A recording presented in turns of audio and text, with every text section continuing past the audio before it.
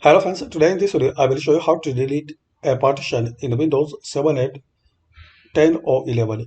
So guys, if you are using Windows 10 or 7 or 11, you can delete a partition very easily. Just click on this search icon. Here type disk management. You will see create and format hard disk partitions. Click on it. Now guys, in this window you will see your partitions and drive. I want to delete in this drive, so right click on it, then click on delete volume. Deleting this volume will erase all data on it, backup any data you want to keep before deleting. So do you want to continue? Click on yes. Now you will see unlocated 1 GB.